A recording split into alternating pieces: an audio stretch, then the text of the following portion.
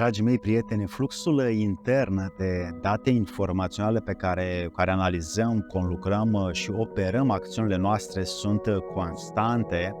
și nu le putem influența, modifica sau schimba aproape deloc. Ei bine, aceste date informaționale pe care noi le primim interioare vin de undeva de sus cumva și se observă mai mult în emisfera de nord, în emisfera de sud, mai puțin, însă în nord, în Islanda, Norvegia, în Finlanda, unde vedem acea auroră boreală care este reprezentarea acelor unde sau frecvențe electromagnetice care ating Pământul de la sistemul nostru solar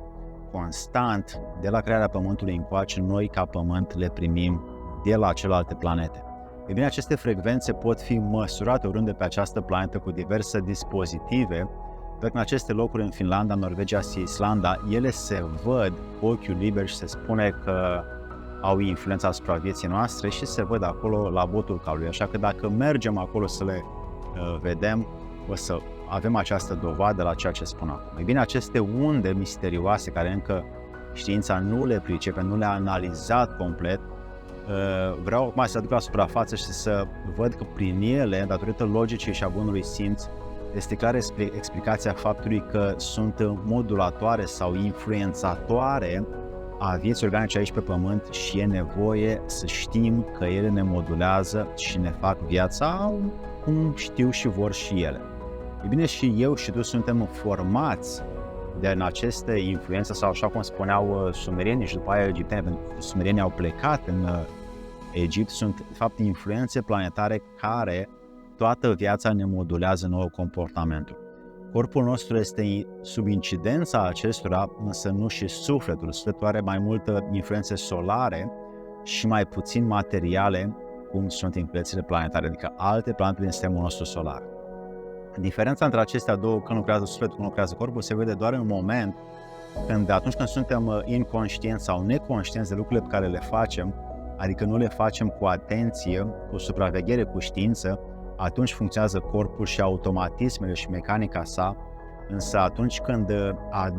când cineva, observatorul noi, aduce știință asupra evenimentelor și le observăm, atunci lucrăm conștient sau cu știință, atunci lucrează sufletul pe noi care determină o acțiune, pentru că cineva de noi observă și știe ce facem și cu ce scop facem ceea ce facem. Și de asta, sau în acest fel putem să măsurăm aceste două lucruri.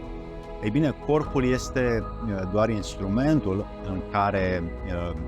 și sufletul și spiritul trăiesc, însă nu este nici de cum o prioritate esențială, ci mai mult una secundară. El devine prioritate zero doar atunci când l-am ignorat foarte mulți ani și, așa cum spunem noi în popor, începe să se damblagească, doar atunci îi dăm noi atenție și începem să avem grijă de el. Însă, pentru a-l face să conlucreze constant pentru educația sufletească, pentru buna funcționare a spiritului nostru, atunci este nevoie constant de două acțiuni. Prima acțiune este curățarea și după capa secundară este nutriția. Din acest motiv vreau să-ți expun faptul că bănuiesc că îți faci bine, bănuiesc că ai grijă de tine și că îți faci temele față de ceea ce înseamnă ta sănătate, însă vreau să fac un upgrade la aceste instrumente și să te urez, să te binecuvântezi, să nu te abazi de la acest drum al sănătății tale și să te menții disciplinat și constant pe el, pentru că în colectivul sufletelor mult mai mulți o să fim. Și de asta vreau să împărtășesc cu tine 10 alimente și procese care cumva denaturează, din păcate, viața noastră internă celulară, unde câteva miliarde de celule pe zi, dacă nu avem grijă de ele, pe zi ce trece încep să se degradeze. Primul este uleiul rafinat. Orice fel de ulei prostat și rafinat este lipsit de viață, este lipsit de esențiale acizi grași, oleici, polifenolici care au viața înăuntru. Dulciurile comerciale, datorită aromelor care sunt adăugate artificial și a surplusului de zahăr, modifică și ne strică corpul. Grava pe care o avem când mâncăm, datorită faptului că nu se leagă stomacul de minte sau mintea de stomac și se creează ambuteiaje sau probleme digestive în timp. Produsele anorganice chimicalizate care sunt adăugate în hrană ca fertilizatori, azot, pesticide și multe altele, acestea nu ne fac bine. Metalele grele care sunt ingerate și găsite în pământul din zonele industriale poluante tot ce înseamnă acolo înseamnă mâncare chimicalizată, distrugătoare de celule. Procesele de ardere termică a hranei, prea rapid gătim, ardem tot ce e bun ca ulei, ca vitamine, oligoelemente și nu mai rămâne nimic acolo și mâncăm doar un bagaj inert. Prea multe cereale tratate cu ulei rafinat, covrigi, patiserie sau pâine de comerț, zahărul adăugat pentru conservare și pentru gust din foarte multe produse comerciale nu mai se opresc, produsele comerciale din a folosi. Produsele fast food, în toate formele lor, tot ce înseamnă fast food este conservat și preparat corespunzător încât să fie rapid și nu face bine țesutului nostru. Lipsa de cunoaștere pentru procesele de curățare organică pe care le avem de făcut prin usturoi, prin ceapă, prin oțet, tătăneasă, pelin,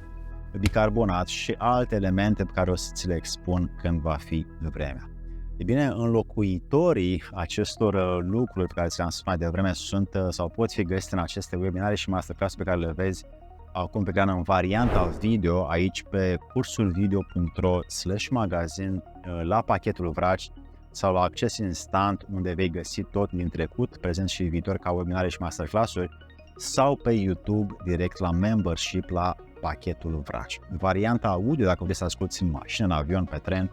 la cursulvideo.ro, la pachetul magazin, la pachetul junior sau pe YouTube la membership la pachet căutător ai varianta audio acestor webinare și masterclass-uri. E bine, nu vreau să lași ca acest bagaj visceral și subcutanat, adică acest țesut inert, gras mort,